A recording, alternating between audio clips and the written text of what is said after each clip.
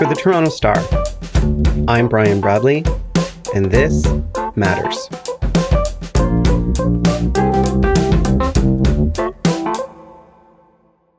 There was an important piece of legislation brought to Canada's Senate last month, but with the Senate now on break and the threat of election looming, that legislation might be lost.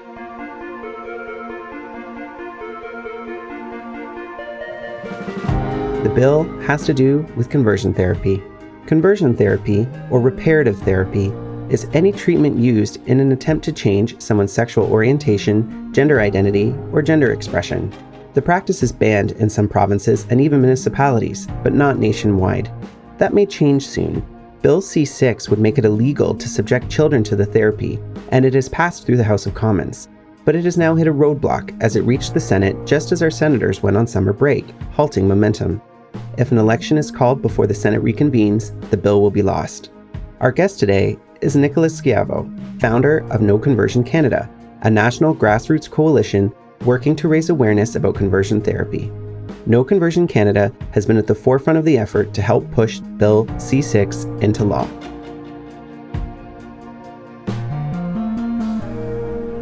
Nicholas, you work with a group called No Conversion Canada. Tell me about the work of that organization. For sure.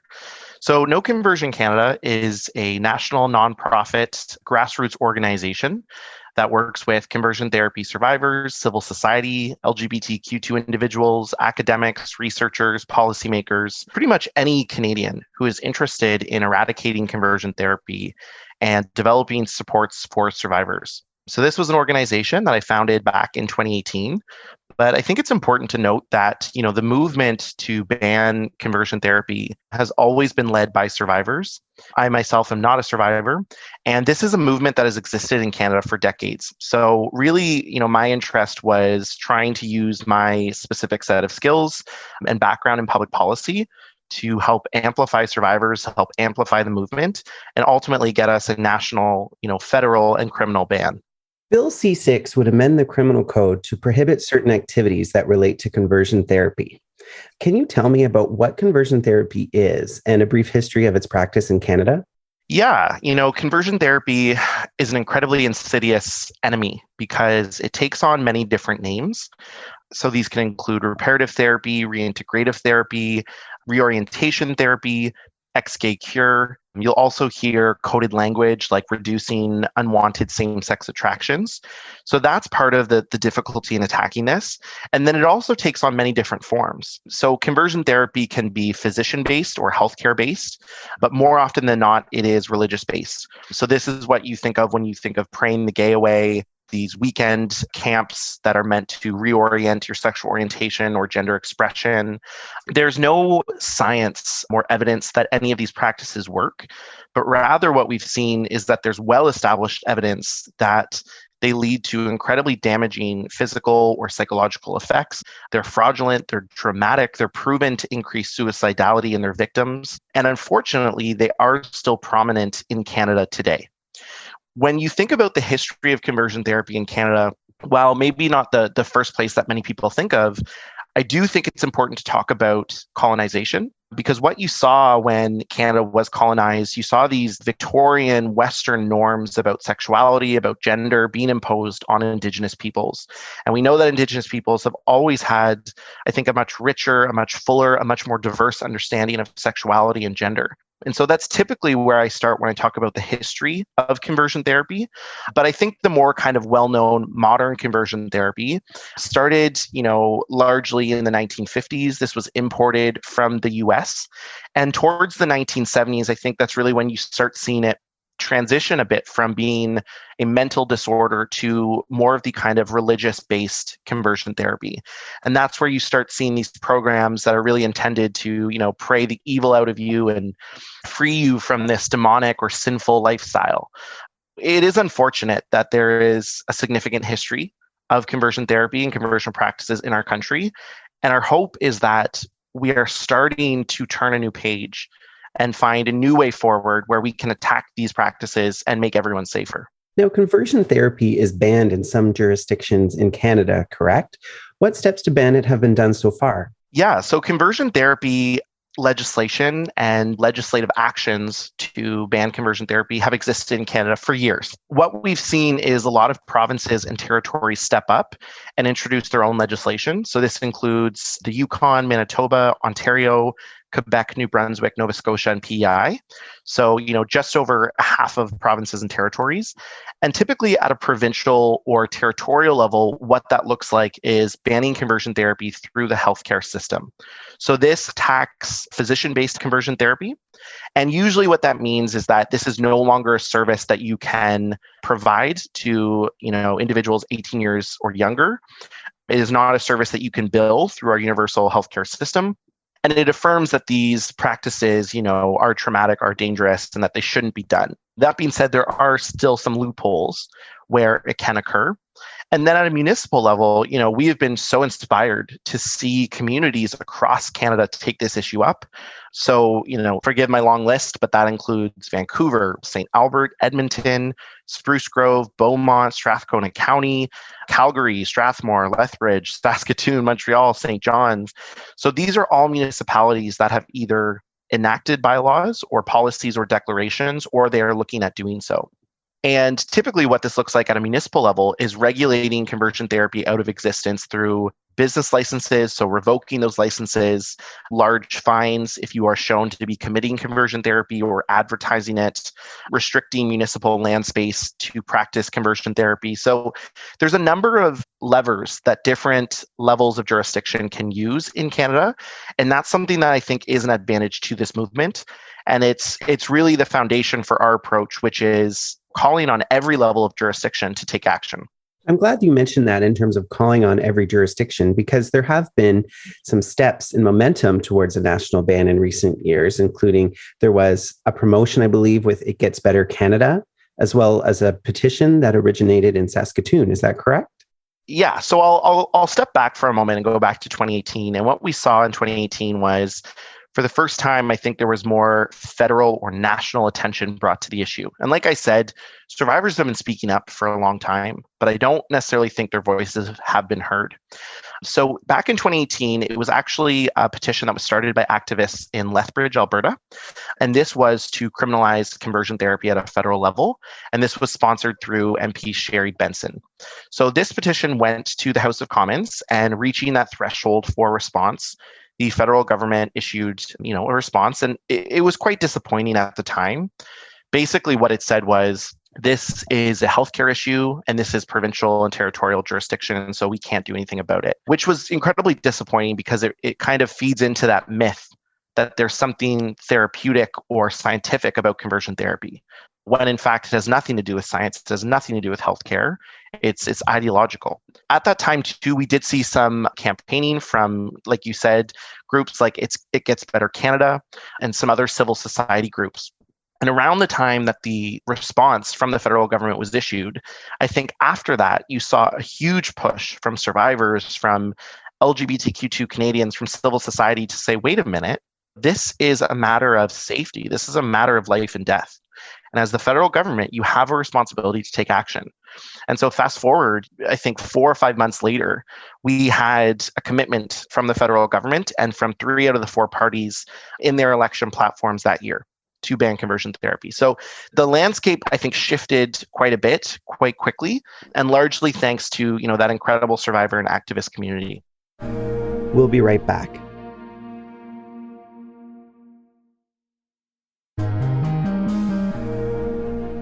Bill C-6 was introduced in 2020, sponsored by Liberal MP David Lametti. What were some of its main points?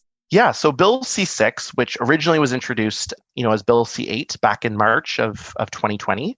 And fun fact, the day that it was introduced, I was there in Parliament, and that was actually the last day I ever got to go to the office. Later that day, I was told I had to go home and isolate because I gave Seamus O'Regan a hug, and we didn't know what this COVID thing was.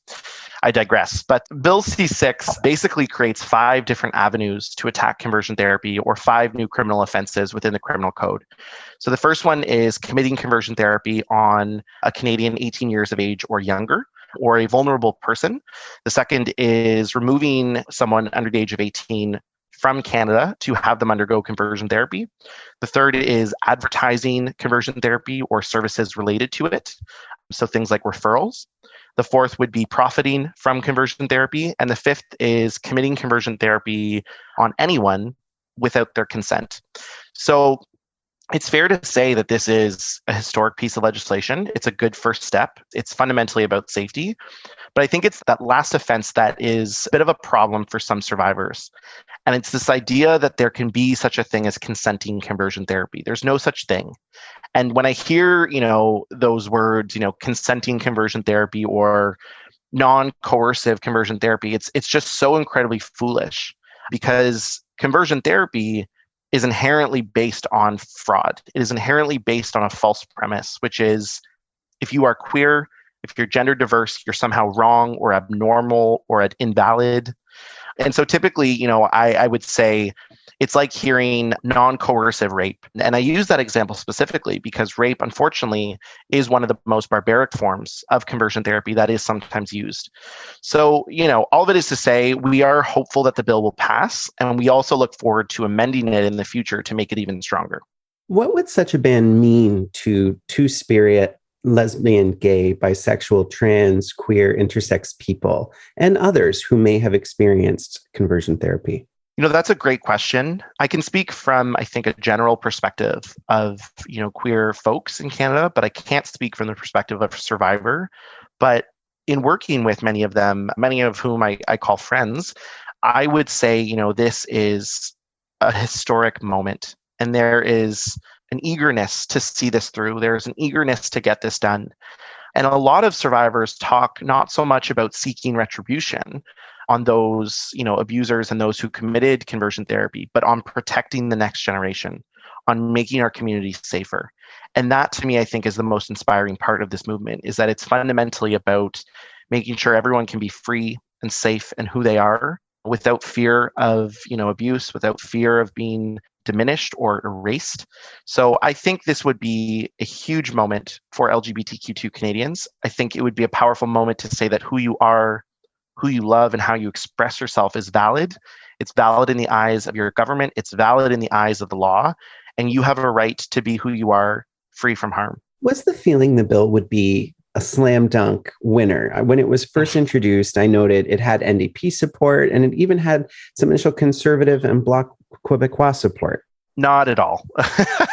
No, I mean, I can't speak for absolutely everyone, but I would say no, we didn't feel like this bill was going to be a slam dunk at all. I think from the get-go, we knew it would be 2 steps forward, 1 step back. Look, I mean, like I said before, you had, a federal response that was less than ideal. And then we had an election, and then we finally had a bill, and then we had prorogation, and then we had another bill, and then we had, first and second reading, and then we had a delay, and then we had third reading, and then we had filibustering and misinformation from the Conservative Party. And then we got to the Senate, and now here we are. And so it's never been a straight line. It's never been a slam dunk. I think it's been a matter of walking legislators through this barbaric practice, explaining to them the harm that it continues to do to Canadians every single day, explaining to them that we have overwhelming research and data about this issue, and that we need to take steps to eradicate it, but we need to get the legislation right. So it's been a slow process, and I think it's been difficult for many in the community, but we are happy with at least the progress we've made to date. By June 21, the bill passed in the House of Commons with a large margin and went to the Senate. What was the feeling among organizations like yours? Was there excitement? Was there a feeling of hope? Yeah, oh, absolutely. It was a long time coming. I think there was like a feeling of relief. We knew that the fight wasn't over, and we were very much aware of the obstacles that lay ahead in terms of the Senate and royal assent, but just to see Canada step up to at least this stage in the legislative process, to see it finally clear the House of Commons, I think was a really momentous occasion, right? And it really did signal that we are going to get there. Maybe not this year, maybe not this summer, but we are absolutely going to get there. And I think it reaffirmed the fight in this movement to keep going, right? We've come this far. We can't give up now. And so despite, a lot of the rhetoric, despite the infamous 63 members of parliament who had an opportunity to outlaw torture, had an opportunity to outlaw child abuse, and chose not to. We were very proud to see the vast majority of parliamentarians in the House of Commons vote for this legislation. So definitely a big sigh of relief. The Senate is now on summer break. That's a roadblock, isn't it? Yes. Yes, it is. And don't get me wrong, we all enjoy our summer breaks. We all enjoy taking some time to spend with our families. But, look, when it comes to this piece of legislation, like we've said, this is about torture. This is about life and death. We know that individuals who experience conversion therapy are more likely to die by suicide. We know that there are lifelong traumatic effects. We know the psychological impact these barbaric, practices have on individuals. And so for us, our message to the Senate is we need you to reconvene. We need you to reconvene to put this to a third vote and to pass the bill. It is fundamentally about the safety of the most vulnerable in our communities. And without some kind of federal legislation, many Canadians are still exposed to these practices. So we have been calling on the Speaker of the Senate, Speaker Fury, to reconvene. And next week, we will be launching an online letter writing campaign to all senators, but specifically to the Speaker, to basically just show the support we have amongst Canadians in terms of, expecting them to come back for the summer and get this done. Thrown into this mix, of course, is the possibility that an election may be called. What will happen if an election is called in the next while? I mean, it's looking very likely that an election will be called, probably sometime in August. And for us, we have always been aware of this possibility and this potential deadline. And so, it means that if an election is called, that bill dies on the order paper. And in many ways, we're back at square one. We know more about this process this time around. We know more about how our opposition will try to use fear-mongering and misinformation. I think parliamentarians better understand this legislation as well, but it would be disappointing, I won't lie, because it means that the soonest we'd likely get legislation is 2022. And so, once again, we are asking survivors to go through this process, to put their trauma on display, to ban something that is so incredibly incompatible with who we are as Canadians. So, we'll wait and see. And if an election does happen, we are happy to work with, any government to get this done. But we're optimistic that we can get it done this summer. Can you postulate the impact on two-spirit, lesbian, gay, bisexual, trans, queer people, and others who've been impacted by conversion therapy practices if this election does happen? And as you say, the bill goes back to square one. I struggle with that one because, a lot of the folks I work with, my friends have been fighting for this for so long. And it's something that's incredibly personal to them. It's something that's incredibly close to their heart, and I think to their sense of well-being and safety. And so I definitely think there would be a feeling of disappointment. I think it would be a huge loss, not just to LGBTQ2 Canadians, not just to survivors, but to all Canadians. One of the things I like to say is that, yes, this is a specific form of abuse that is directed at a specific, minority group in Canada. But it's fundamentally a Canadian issue. We're talking about torture. We're talking about individuals who are taking kids, who are taking adults, who are tearing them down and making them believe that they are worthless, and that the only way that they will be worth something is if they deny themselves basic human dignity or love or companionship or free expression. And so that should be something that worries all of us. That should be, something that concerns every single Canadian. And I don't want to, live in a country where we condone these practices. So I think it would be a really big, devastating loss. And I'm hopeful that we don't have to go down that path. What is No Conversion Canada doing in the meantime? Thank you for asking that question, because coming back to what we were saying before, a federal criminal ban is a huge part of this equation, but there's no silver bullet. So while we are waiting to see what the fate of Bill C6 will be, we are continuing to press ahead. We are going to start working with the British Columbian government to try to get a provincial ban back on the table. This was something that previously British Columbia had looked at, and unfortunately it fell apart. I mean, there's no reason why that can't be done. And then at the same time, pushing forward on municipal legislation. So just last night, No Conversion Canada testified in front of Regina City Council. Unfortunately, it was a very ugly city council meeting, as municipal bylaws typically go. But we saw a 9-1 vote in favor of the bylaw, which will then likely pass later in August. And I'm also excited to say we're going to soon see some really exciting municipal action in Ontario in the coming weeks. I can't share much more about that, but what I will say is that this would be a first for that province. And it's a good step forward. So we're keeping on, we're not giving up, and we're going to see what we can do to help. In closing, is there anything else I should know or think about when it comes to Bill C6, when it comes to conversion therapy practice, or when it comes to, as you say, the trauma impacted by people who've experienced it? I think I would just end by saying, if you're listening to this and you're wondering, what you can do to support, it is speak to your elected officials. If you live in a city that doesn't have a bylaw, reach out to your city council. If you live in a province where there's no provincial legislation, reach out to your MLAs, to your premier. And if you are angry about the state of Bill C6 and how long this is taking and the possibility of this legislation dying, contact your senators, contact the Speaker of the Senate. Like I said, this is a Canadian issue. This is about our communities, this is about safety, and we can all play a role in making, our communities safer. Thank you very much for your time. Thank you so much, Brian. This is Nicholas Schiavo, the founder of No Conversion Canada.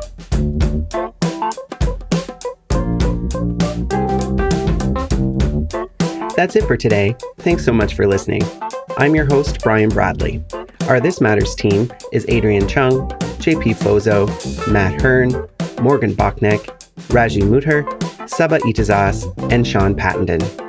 Our music is by So Called, Mike DeAngelis, and Sean Pattenden. We want to hear what stories matter to you. Please send us comments, questions, or ideas to thismatters@thestar.ca. Please consider supporting the journalism the Toronto Star Newsroom does at thestar.com/subscribingmatters. And don't forget to subscribe to This Matters on Apple Podcasts, Spotify, or wherever you listen to your favorite podcasts. Let's talk soon.